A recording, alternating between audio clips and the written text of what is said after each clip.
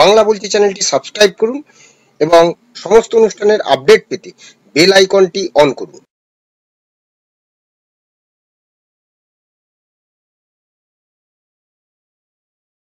নমস্কার, বাংলা বলছি চ্যানেলে আপনাদের স্বাগত। দিল্লিতে পরিবর্তন, এই বাংলায় কি হবে পরিবর্তন?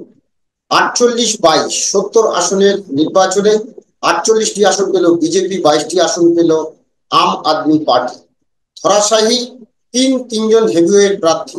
একদিকে আপ প্রধান, যিনি যার উপর নির্ভর করে এই আম আদমি পার্টি গড়ে উঠেছিল, অরবিন্দ কেজরিওয়াল, মনীষ সিসোদিয়া, সৌরভ ভরদ্বাজ, এমন হেভিওয়েট নেতারা পরাজিত। কোনক্রমে জয় পেয়েছেন অতিশী মার্লেনা কালকাজি আসন থেকে। মাত্র 1200 ব্যবধানে, 1200 নয়, আরো একটু বেশি, প্রায় 4000-এর কাছাকাছি ব্যবধানে তিনি জয়লাভ করেছেন। যে দুর্নীতি ইস্যুতে দিল্লির নির্বাচন এবার হয়েছিল, এবং সেই দুর্নীতির ইস্যুতে কিন্তু যারা দিল্লির জনগণ, তারা কিন্তু কেজরিওয়ালকে ছুঁড়ে ফেলে দিলেন। তৃতীয়বারের জন্য তার মুখ্যমন্ত্রী হওয়ার যে স্বপ্ন, সে স্বপ্ন বাস্তবায়িত হলো না। অন্যদিকে প্রধানমন্ত্রী নরেন্দ্র মোদী তিনবারের প্রধানমন্ত্রী হয়েছেন, কিন্তু দিল্লি জয়ের স্বপ্ন তার অধরাই ছিল। এবার সেই স্বপ্ন তার পূরণ হলো, তাই নিয়ে তিনি বক্তব্য রেখেছেন।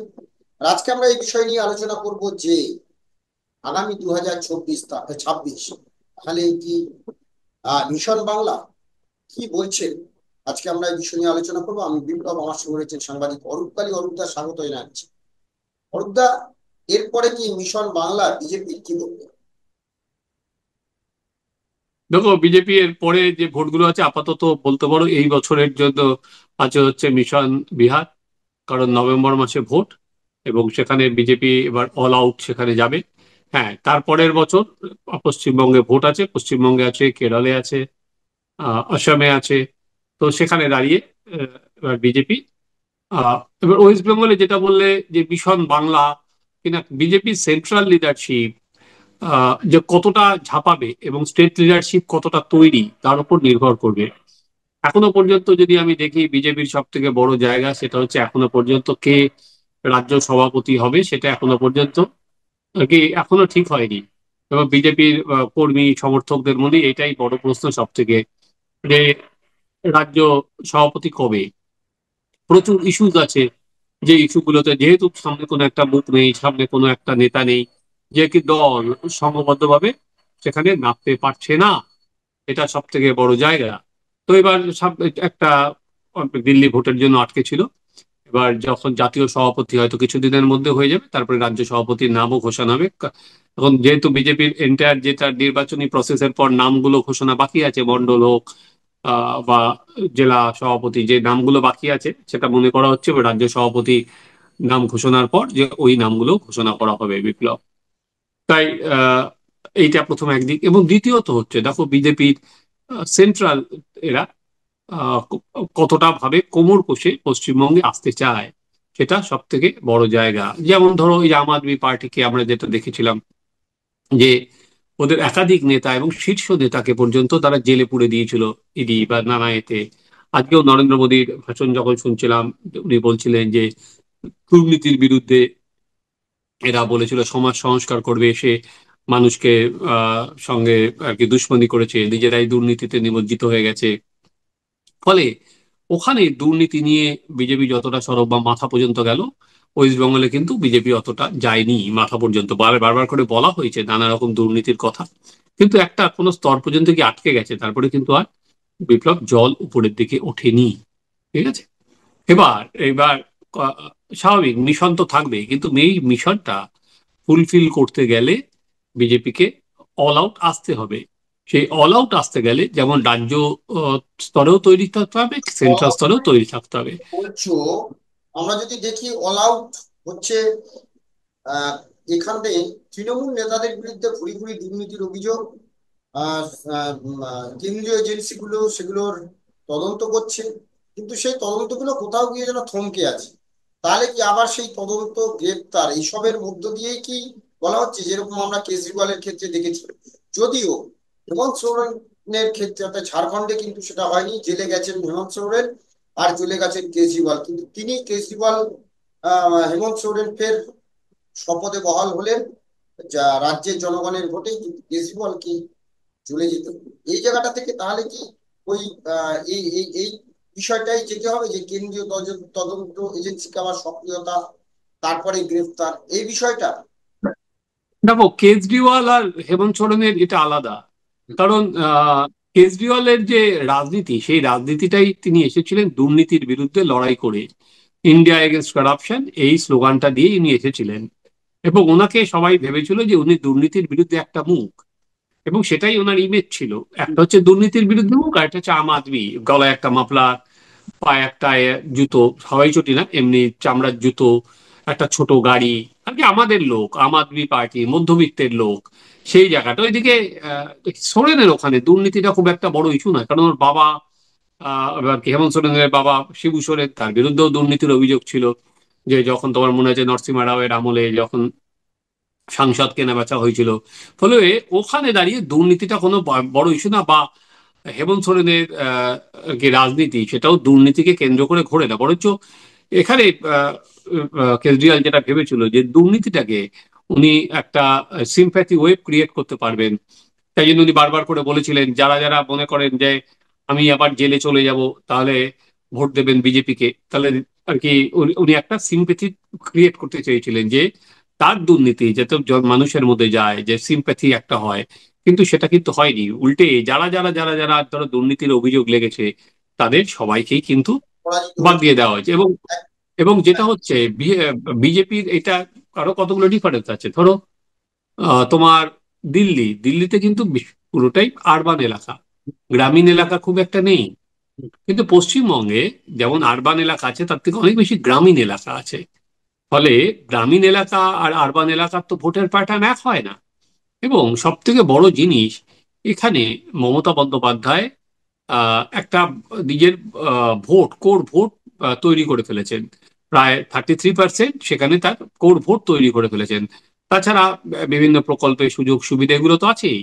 আর একটা যেটা আছে, যেটা কেজরিওয়ালের নেই, সেটা তৃণমূল কংগ্রেস করেছে, যেটা ভোটিং মেশিনারি। সেটা সব থেকে বড় জিনিস, যেটাকে কেউ ভেদ করতে পারছে না, কারণ বিজেপি সেই সাংগঠনিক ক্ষমতা এখনো হয় অব্দি যে সব বুথে তারা লোক দিতে পারবে। ফলে হ্যাঁ, এটা হয়তো প্রচার স্লোগান হাওয়া তুলতে সেটাই কাজ দেবে, যেটা বারবার করে হয়, কিন্তু কার্যক্ষেত্রে কতটা সফল হবে সেটা কিন্তু এখনো পরিষ্কার নয়, যতক্ষণ না একটা জিনিস বিজেপি দেখে, নিজেদের আরেকটা গুছিয়ে রাখতে জিনিস, পারবে। আরেকটা জিনিস যে দিল্লি নির্বাচনের জয়ের পেছনে আরএসএস এর একটা বড় ভূমিকা ছিল। 50,000 স্বেচ্ছাসেবক তারা নেমেছিল, বাড়ি বাড়ি গিয়ে তারা কথা বলেছে বিজেপির বিভিন্ন সামাজিক প্রকল্প, বিজেপির যে সমস্ত কাজ, কেন্দ্রের কাজ, সেইগুলোকে তারা তুলে ধরেছে। এইটা জয়ের পেছনে একটা বড় কারণ, যেটা হরিয়ানাতেও আমরা দেখেছিলাম, যেটা মহারাষ্ট্রে দেখেছিলাম। এইবারে ঠিক এই সময়টাতেই যখন আমরা প্রতিবেদনটা করছি বিজেপির এই সাফল্য, ঠিক তখন মোহন ভাগবত আরএসএস এর যিনি প্রধান, সংঘ প্রধান যিনি, তিনি কলকাতায়, এবং তিনি এই বাংলাতে 10 দিন থাকছেন। বিভিন্ন ভাবে তিনি তার সংগঠনের বিভিন্ন নেতা বিভিন্ন অনুষ্ঠানে তিনি যাবেন, এবং সর্বশেষে তিনি বর্ধমানে একটি সভাও করবেন যা জানা গেছে। এই জায়গা থেকে প্রশ্ন, তাহলে কি আরএসএস এবার এই যে বিজেপির যে সাংগঠনিক যে দুর্বলতা, সেই সাংগঠনিক দুর্বলতা ঢাকতে, যেটা অনেকটা 2019 সালে লোকসভা নির্বাচনের সময় আমরা দেখেছিলাম, সেটা কোথাও কাজ করবে? দেখো, ওই লোকসভা ভোটের পর বিজেপি এবং আরএসএস এর মধ্যে যে দূরত্ব ছিল, সেটা বিজেপি গিয়ে নাগপুরে গিয়ে মিটিং করে সেটা মিটিয়েছে। এবং মেটানোর পরই ওই আরএসএস নেমেছে হরিয়ানাতে, আরএসএস নেমেছে মহারাষ্ট্রে, আরএসএস নেমেছেন দিল্লিতে, এখন ছিলাম আরএসএস এর সবাই চলে গেছে তোমার বিহারে। ফলে আরএসএস কিন্তু অল আউট সেখানে নেমেছে এবং রাজনীতি তারা কাজ করছে। হুম, হুম। এবার আরএসএস, এবার দেখার হচ্ছে ওয়েস্ট বেঙ্গলে আরএসএস কতটা সক্রিয় হয়ে নামে, কারণ গত লোকসভার সময় কিন্তু আরএসএস এর অতটা সক্রিয়তা দেখা যায়নি সব জায়গায়। হুম। এবার কারণ ধরো দিল্লিতে কি করেছিল, প্রতিটা জায়গায় এই যে সেন্ট্রালের যে সমস্ত স্কিম সেগুলো বাড়িতে বাড়িতে নিয়ে গেছে, আহ আরএসএস বাড়ি বাড়ি জনসংযোগ করেছে, সেটা দেখা যায়নি। এবার এখানে আসো, এখানে বাংলায় কি এই যে মোহন ভাগবতের আশাটা খুব, মানে এই সময়। তাহলে এইখানে দাঁড়িয়ে আরেকটা জিনিস আছে, যেটা প্রচার, সেটা হচ্ছে তৃণমূলের সঙ্গে আরএসএস এর সম্পর্ক অত্যন্ত কোট আনকোট ঘনিষ্ঠ বলতে পারো, যেটাই অন্যতম প্রচার। এবং কোনো সময় তুমি দেখবে যে বিজেপির সঙ্গে ডিফারেন্স হলো মমতা বন্দ্যোপাধ্যায় কিন্তু আরএসএস এর সম্পর্কে কোনো কটু কথা বলে না। উনি অনেক সময় বলেছেন আরএসএস এর ভালো লোক আছে, আরএসএস ওনাকে দুর্গার সঙ্গে তুলনা করেছেন। ফলে আরএসএস যেটা সিপিএম বা কংগ্রেস প্রচারে বলে, আরএসএস কোনো সময় ঘাঁটাতে চায় না, এটা সিপিএম সেরকম ভাবে প্রচার করে। এবার দেখা, যেটা দেখো রাজনীতিতে তো কোনো শেষ কথা বলে কিছু হয় না, সেটা আরএসএস আবার কোন স্টান্স নেয়, কিভাবে আসে। কিন্তু ধরো, আমি আবারও বলছি বিপ্লব, যে এখানে মমতা বন্দ্যোপাধ্যায় যেমন একটা ভোটিং মেশিনারি করেছে, সেটা আর একটা হচ্ছে তার কোর ভোট ব্যাংক করে ফেলেছে। এই দুটোকে তুমি যদি সাংগঠনিকভাবে বা রাজনৈতিকভাবে নানা দিয়ে তুমি ধরো, ওখানে আমি কি দেখলাম, ওখানে দিল্লিতে মুসলিম ভোট হচ্ছে 12%, কিন্তু সেই মুসলিম ভোটে কংগ্রেস ভাগ বসিয়েছে, বা বিজেপি অন্য জায়গায় অমুসলিম ভোটেও বসিয়েছে। কারণ শাহিনবাগ এবং দিল্লিতে যখন দাঙ্গা হয় সেই সময় সিএএ কে নিয়ে, তখন কিন্তু কেজরিওয়াল কোনো কথা বলেনি, কিন্তু মমতা বন্দ্যোপাধ্যায় কোনো সময় কিন্তু এই ইস্যুতে ভুল খেলে না। তা মুসলিম ইস্যুতে সে সবসময় মুসলিমদের পাশেই আছে। তো সেখানে কংগ্রেস অনেক মুসলিম ভোট কেটে নিয়েছে অনেকটা বিজেপি আপের থেকে।